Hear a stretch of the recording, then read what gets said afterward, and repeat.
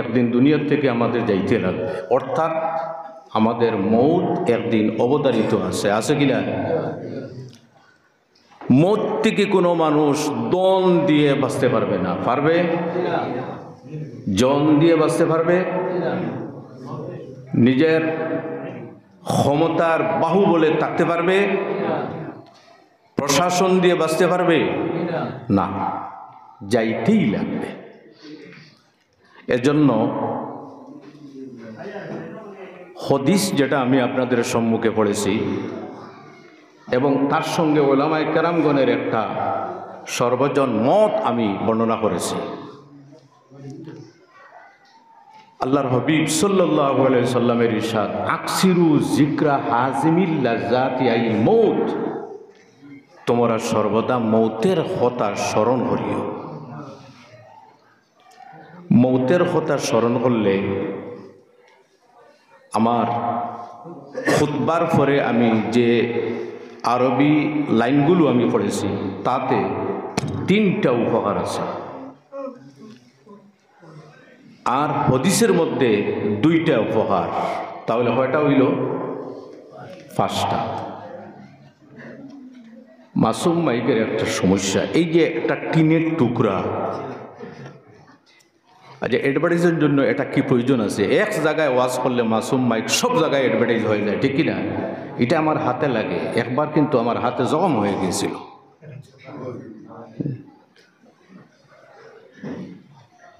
আমি যখন কোনো প্রোগ্রামে আসবো, তোমার এই টুকরাটা যেন আর ভবিষ্যতে না থাকে। হাত একটু লাড়তে লেগে যায়। তো যাই হোক, আমি উলামায়ে কেরামের যে কিতাব থেকে যে মত উল্লেখ করেছি তার মধ্যে 3টা। একটা হলো, যদি কোনো মানুষ মৌতের কথা বেশি স্মরণ করে তাহলে 5টা উপকার আছে। সুবহানাল্লাহ। আপনারা এই উপকারগুলি শুনতে রাজি আছেন? জি। যেহেতু ইসালে সওয়াবের মাহফিল, এই 5টা উপকারের মধ্যে একটা উপকার হলো তাজিলুত তাওবা। যে ব্যক্তি মৌতের কথা বেশি স্মরণ করে সেই ব্যক্তির তওবা আল্লাহর কাছে তাড়াতাড়ি কবুল হয়। কিভাবে তাড়াতাড়ি কবুল হয়? যখন মানুষ মৌতের কথা স্মরণ করবে তখন অটোমেটিকলি সেই ব্যক্তি কন্ট্রোলে এসে যাবে, সংযত হয়ে যাবে। বেবিচার, পাপাচার, অনাচার এই সমস্ত থেকে বাঁচিয়ে থাকবে। যখন এই সমস্ত জিনিস থেকে বাঁচিয়ে থাকবে তখন সে একজন পুণ্যবান ব্যক্তি হয়ে যাবে। এরপরে যখন সে আল্লাহর দরবারে তওবা করবে তখন তার তওবা কবুল হবে। এখন প্রশ্ন হলো, আমরা প্রত্যেকে তওবা করি, শবে বরাত তো নিশ্চয় করছি। জি, করছি কিনা? তওবা আবার কয়েক ধরনের। কোনো মানুষ আছে তওবা করে শুধুমাত্র সেই রাত্রের জন্য, সারা জীবনের জন্য নয়। শবে বরাতটা কোনো রকমে খালি অতিবাহিত হই, পরের দিন থেকে আমি আবার আগের জায়গায়। এই ব্যক্তির তওবা কবুল হইবে যার নিয়ত, যার উদ্দেশ্য এই থাকবে যে শুধুমাত্র শবে বরাতে তওবা, এরপরে কিন্তু আমি আবার আগের কাজ শুরু করে দেব। এই ব্যক্তির তওবা কোনোদিন কবুল হইবে না। তওবার মধ্যে আবার 3টা কন্ডিশন আছে, আপনারা মনে রাখবেন। কিন্তু মৌতের কথা স্মরণ করলে 5টা উপকার, তার মধ্যে একটা হইল তাড়াতাড়ি তওবা কবুল হয়। মনে থাকবে তো? আর তওবা কবুল হওয়ার জন্য কয়েকটা কাজ আছে, তাদের মধ্যে উল্লেখযোগ্য 3টা কন্ডিশন হলো। এর মধ্যে একটা কন্ডিশন হলো তওবার নাদামু তওবা। মিশকাত শরীফের হাদিস, যে গুনার কাজ করেছো, শরীয়ত বিরোধী যে কাজ করছো, সেই কাজের উপর লজ্জিত হওয়া। কি হওয়া? জোরে আওয়াজ দেন না, কি হওয়া? লজ্জিত। আপনাদেরকে আমি লজ্জিত করার জন্য নয়, আমি জানতে চাই যে আমার কথাগুলো আপনাদের মনে আছে কিনা। যে কাজ করেছো সেই কাজের উপর লজ্জিত হওয়া। এই লজ্জিত হইতে হইলে আবার কয়েকটা জিনিসের প্রয়োজন। আপনারা মনে মনে ভাববেন এত বেশি কন্ডিশন, হায় হায়, একেবারে সোজা করে বলবো। আমার ভাইয়েরা, মানুষ যখন তওবা করবে তখন তার দিলটা নরম হইতে লাগবে, লজ্জিত হইতে লাগবে। এজন্য আল্লাহর হাবিব সাল্লাল্লাহু আলাইহি ওয়াসাল্লামের ইরশাদ, আন-নাদামু তাওবা, লজ্জিত হওয়াই আল্লাহর দরবারে তওবা। এজন্য বুখারী শরীফের মধ্যে এই ঘটনার একটা উল্লেখ আছে। আল্লাহর এক বান্দা পৃথিবীর মধ্যে এক দুই নাফরমানি নয়, এই পৃথিবীর মধ্যে অসংখ্য গণিত গুনার কাজ সে করেছে, যে গুনার কাজগুলি সাধারণ কোনো মানুষ করে না। আল্লাহর বান্দা পৃথিবীর মধ্যে ৯৯টা মানুষ হত্যা করছে। আল্লাহু আকবার। কয়টা মানুষ? একটু জোরে আওয়াজ দিবা, ভয় করতেছেন কি আপনারা? কয়টা মানুষ? ৯৯টা মানুষ মারছে। হায় হায়, ৯৯টা মানুষ মারার পরে তার মনের মধ্যে আসলো, কোনো সময় মানুষে গুনার কাজ করার পরে রাত্রে বালিশে যখন মাথা লাগায় তখন নিজে নিজে সে আফসুস করে যে আমার হাঁসটা কিন্তু ঠিক নয়, আমি হাঁসটা করেছি ভুল। এজন্য আরবিতে একটা লাইন আছে, হাসিবু কাবলা আন তুহাসাবু, তোমার হিসাব গ্রহণ করার আগে তুমি তোমার নিজের হিসাবটা তুমি গ্রহণ করো। আমারও তো হিসাবের মধ্যে নাই। একটু সামনের দিকে অগ্রসরে বসবেন, সামনের দিকে একটু একটু। দীর্ঘ সময় বসার পরে মানবীয় জরুরত দেখা দেয়। আল্লাহর বান্দা লজ্জিত হলো, লজ্জিত হওয়ার পরে বাড়ির থেকে বের হলো তওবা করার উদ্দেশ্যে। লোকেল ইমাম সাহেব ওনার কাছে গেল, যাওয়ার পরে বলল, হে ইমাম সাহেব, আল্লাহর আলিম, আমি এসেছি আপনার কাছ থেকে একটা মাসলা জানার জন্য। এই মাসলাটি হলো, জীবনে কিন্তু এক দুই গুনার কাজ নয়। আমার মতো পাপী, আমার মতো অপরাধী হয়তো পৃথিবীতে আর কেউ নেই। ইমাম সাহেব জিজ্ঞাসা করলেন, তুমি কি পাপ করেছ? তখন সে উত্তর দিল, আমি ৯৯টা মানুষ হত্যা করেছি। নাউজুবিল্লাহি মিন যালিক বলেন। কয়টা? ৯৯টা মানুষ। আল্লাহু আকবার। আমার মাফ হইবার কোনো লাইন আসেনি। ওই ব্যক্তি জিজ্ঞাসা করতেছে কাকে? ইমাম সাহেব। ইমাম সাহেব সুজা মানুষ, সরল প্রকৃতির মানুষ। যখন শুনছেন ইয়া আল্লাহ, এক দুইটা মানুষ নয় ৯৯টা মানুষ মারছে, এই ব্যক্তির কি আল্লাহর দরবারে রহমতের কোনো দরজা খোলা আছে? ইমাম সাহেব ফতোয়া দিয়ে দিলেন, ভাই, আমি যা জানি আমার সীমিত ইলমের মাধ্যমে আমি তোমাকে বলছি, তোমার জন্য আল্লাহর কোনো রহমতের দরজা খোলা হবে না। কোনো দরজা নেই রহমতের খোলা। যখন কোনো মানুষ গুনাহ করে তার অন্তরের মধ্যে একটা দাগ বয়। আল্লাহর হাবিবের ইরশাদ, ইন্নাল কুলুবা ইয়াসদাউ কামা ইয়াসদাউল হাদিদ, যেভাবে আপনার বাড়ির মধ্যে কোনো অস্ত্র যদি থাকিয়া থাকে, লোহার অস্ত্র, ফর এক্সাম্পল দা আছে, দা দাঁড়াইয়া যদি আপনি বাড়ির মধ্যে রেখে দিন, যদি কোনো কাজ করেন না, তাহলে কয়েকদিন পরে দেখবেন তার মধ্যে কি হয়েছে, মরিচা এসে গেছে, জঙ্গার এসে গেছে, ঠিক কিনা? এই জঙ্গার ছুটাইতে লাগে। কিভাবে? জঙ্গার ছুটাইতে হলে পাথরের উপর অথবা দাঁড়ানো যায়, এমন ধরনের পাথর আছে, পাথরের মধ্যে ঘর্ষণ করতে লাগে। এইভাবে আমার ভাইরা, মানুষের অন্তরের মধ্যে যখন গুনার মরিচা ধরে, এই গুনার মরিচা ধরার কিন্তু দুইটা অস্ত্র আছে।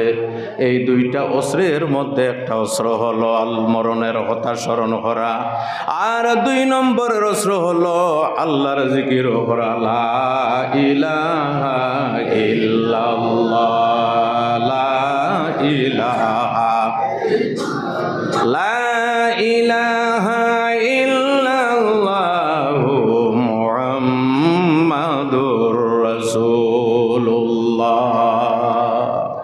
একটা উদাহরণ দেই, গুনার মধ্যে, অন্তরের মধ্যে গুনার মরিচা আছে, আপনারা বুঝবেন। কিন্তু এই মসজিদের দেওয়াল যেটা আছে, এই দেওয়ালের মধ্যে যদি এমন কোনো জিনিস লাগিয়া থাকে যে জিনিসটা পেইন্ট করার আগে কি করা হয়, জি, কোনো জায়গায় যদি আপনি রং করেন, পেইন্ট করেন, তাহলে কি করতে লাগবে? ওই জায়গাটা, বলেন না একটু, ওই জায়গাটা পরিষ্কার করতে লাগবে। জি, এই জায়গাটার পরিষ্কার করতে লাগবে। পরিষ্কার করার পরে যদি পেইন্ট লাগানো হয় তাহলে চিরস্থায়ী থাকবে, থাকবে কি না? আর যদি ময়লার উপরে যদি রং করেন তাহলে এই ময়লাটা বেশি দিন থাকবে। এইভাবে আমার ভাইয়েরা, গুনাহ অন্তরের মধ্যে যদি গুনার মরিচা ধরে, তাহলে সর্বপ্রথমে গুনার মরিচাটা আপনার দূর করতে লাগবে। এই গুনার মরিচা দূর করতে হলে একটা মেডিসিন, একটা উপায়, সেই উপায়টি হলো মরণের কথা আপনার স্মরণ করতে লাগবে, একটা উপায়। আর 2 নম্বর উপায় হলো আল্লাহর জিকির। এখন আরেকটা প্রশ্ন আসতে পারে যে মরণের কথা স্মরণ করব কয়বার? জীবনে একবার। জি, আপনারা কমন সেন্সে আপনারা একটু উত্তর দিবেন, লজ্জা দেওয়ার জন্য নয়। জীবনে কয়বার? একবার। আমার কথাটা ঠিক, সঠিক, কারেক্ট? কয়বার? 2 বার, 3 বার? বিপদে পড়লে আর সুস্থ থাকতে নয়, না না, অনেকবার আছে। মা লা বুদ্দা নামক একটা কিতাব আছে, এই কিতাবের মধ্যে 20 বারের উল্লেখ আছে। আমি বলছি আমার পক্ষ থেকে কোনো কিতাবের কথা নয়, মাত্র 5 বার। কয়বার? রাজি আছেন আপনারা? সবাই রাজি নয়, সবাই কিন্তু রাজি নয়। জোরে বলেন, রাজি আছেন? মরণের কথা স্মরণ করলে মৌত আসবে না, মৌত আসবে নির্ধারিত সময়ে, কিন্তু স্মরণ করতে কোনো অসুবিধা আছে? টাকা খরচ করতে লাগবে না। 5 বার। কয়বার? এখন বলবেন কোন কোন টাইমে? বাইরে আমার, মরণের কথা স্মরণ করবেন যখন সকালে ঘুম থেকে উঠবেন ফজরের নামাজ পড়ার জন্য, তখন আল্লাহর দরবারে আপনি বলবেন, আয় আল্লাহ, আমি কিন্তু মরে গিয়াছিলাম, আপনি আমাকে জীবন দান করছো। যদি আপনি আমাকে জোহর পর্যন্ত যদি জীবন দান করো, তাহলে জোহরের নামাজ পড়ার ক্ষমতা দান করিও। সুবহানাল্লাহ, জুড়ে বলেন। একবার হল।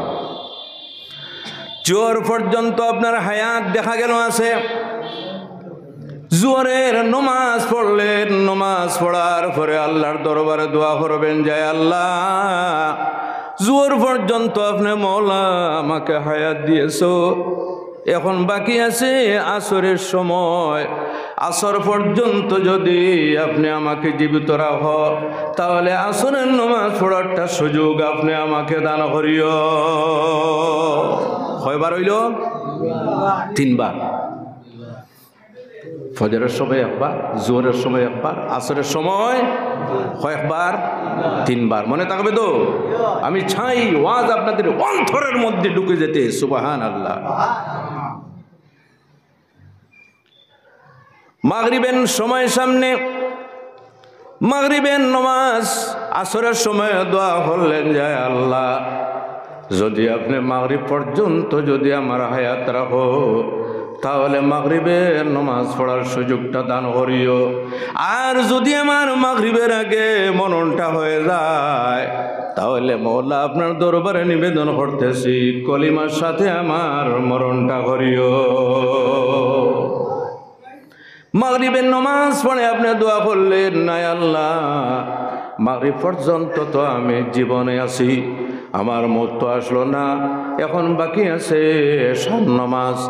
এশার নামাজ পর্যন্ত যদি আমার হায়াত যদি দিয়ে থাকো তাহলে এশার নামাজ পড়ারটা সুযোগ আপনি দান করিও। আর এশার নামাজের সময় অথবা এশার নামাজের আগে যদি আমি মারা যাই তাহলে রব্বুল আলামিন আপনার দরবারে আমার নিবেদন, তওবার সাথে আমার মরণটা করিও। এশার নামাজ পর্যন্ত আপনি বেঁচে গেলেন। কয়বার হইল? 5 বার। রাজি আছেন তো? মনে মনে ভাববেন কি ওর মরণের কথা, কিসের আবার স্মরণ করব। হ্যাঁ, দুনিয়ার এই যে সংগ্রামে, দুনিয়ার খাজ খামের মাধ্যমে এমন বস্তু হয়েছি, মরণের কথা স্মরণ একটা বার আসে না, ঠিক কিনা? একটা বার আসে না, কিন্তু আসে। এমন কি আমার ভাইয়েরা, কোনো মৌতের বাড়ির মধ্যে যখন যাই, যখন কোনো মানুষ মারা যায়, সেই বাড়িতে যাওয়ার পরে মানুষ কিলকিল করে হাসে। মৌতের বাড়ির যখন মৃত ব্যক্তির বাড়িতে যাই, যাওয়ার পরে কিন্তু আমরা দুনিয়ার কথাবার্তা করি। সেখানে একজন মৃত মানুষ দেখার পরেও কিন্তু মরণের কথা স্মরণে আসে না। যেহেতু আল্লাহর হাবিব বলেন, যখন কোনো মানুষ মরণের কথা বেশি স্মরণ করবে, আল্লাহ সুবহানাহু ওয়া তাআলা সেই ব্যক্তির তওবা তাড়াতাড়ি কবুল করবে, তাড়াতাড়ি তওবা কবুল হইবে। আর তওবার মধ্যে কয়টা কন্ডিশন? এখন আবার আমি টপিকে আসি। 3টা কন্ডিশন। একটা কন্ডিশন হলো যে কাজ করেছেন কাজের উপর লজ্জিত হওয়া। কি হওয়া? লজ্জিত হওয়া। ওই যে ব্যক্তি 99টা মার্ডার করে রওনা দিয়েছে তওবা করার জন্য, একজন আলিমের কাছে গিয়েছেন, যাওয়ার পরে মাসলা জিজ্ঞাসা করলো যে আমি অপরাধী বড় মারাত্মক। কি অপরাধ করেছো? আমি 99 জন মানুষ হত্যা করেছি, আমার গুনার মাফির কোনো সুরত আছে? ইমাম সাহেব শোনার পরে ভীত হয়ে বললেন, আমার মনে হয় তোর জন্য আল্লাহর কোনো রহমতের দরজা খোলা নাই। তখন এই যে কথাগুলা বললেন, এই কথা কি হলো? অ্যাকশনের reaction. Every action has its reaction. প্রত্যেকটা অ্যাকশনের কি আছে? রিয়াকশন। জুড়ে বলেন, প্রত্যেকটা অ্যাকশনের কি আছে? রিয়াকশন। এজন্য মাসলা মাসাইল বলতে একটু চিন্তা করিয়া বলতে লাগে। এমন মাসলা নয় যে মাসলার কারণে মানুষের ঈমান নিয়ে টানাটানি শুরু হয়ে যায়, যে মাসলার কারণে মানুষ একেবারে উত্তেজিত হইয়া দ্বীন ইসলাম পর্যন্ত ত্যাগ করে ফেলে। নাউযুবিল্লাহি মিন যালিক। এইভাবে ঘটনা অনেক জায়গায় হয়েছে। না না, মানুষকে বুঝাইতে লাগবে। এই ব্যক্তি বলল হত্যা করেছি 99 জন, এখন কিন্তু যে অবস্থা আমার, যখন গুনাহ মাফ হওয়ার কোনো সুরত নেই। আল্লাহ সুবহানাহু ওয়া তাআলা এত লাজুক, হাদিসে বর্ণিত, ইন্না রাব্বাকুম হাইয়্যুন কারীম ইয়াস্তাহি মিন আবদিহি ইযা রাফা ইয়াদাইহি আইয়ারুদ্দাহুমা সিফরা। আল্লাহ সুবহানাহু ওয়া তাআলা এত লাজুক, যখন কোনো ব্যক্তি আল্লাহর দরবারে সারেন্ডার হয়ে যখন 2টি হাত বাড়িয়ে দেয়, আল্লাহ সুবহানাহু ওয়া তাআলার লজ্জা লাগে, তার হাত খালি ফিরাইয়া দেন না। সুবহানাল্লাহ। আল্লাহ কত বড় লাজুক। শুনেন, বাধা দিবেন না। অনেক মানুষের অনেক জরুরত থাকতে পারে, জি, এজন্য জরুরতে মানুষ যাইবে, আবার আসবে। আর আপনারা সামনের দিকে খালি হইলেই আপনারা একটু সামনের দিকে অগ্রসর হয়ে যাবেন। সামনের দিকে একটু অগ্রসর হন। পিছনে যারা একেবারে পলিথিনের উপর বসে আছেন, আপনারা একটু সামনের দিকে অগ্রসর হন। আর দুরূদ শরীফ পড়েন, আল্লাহুম্মা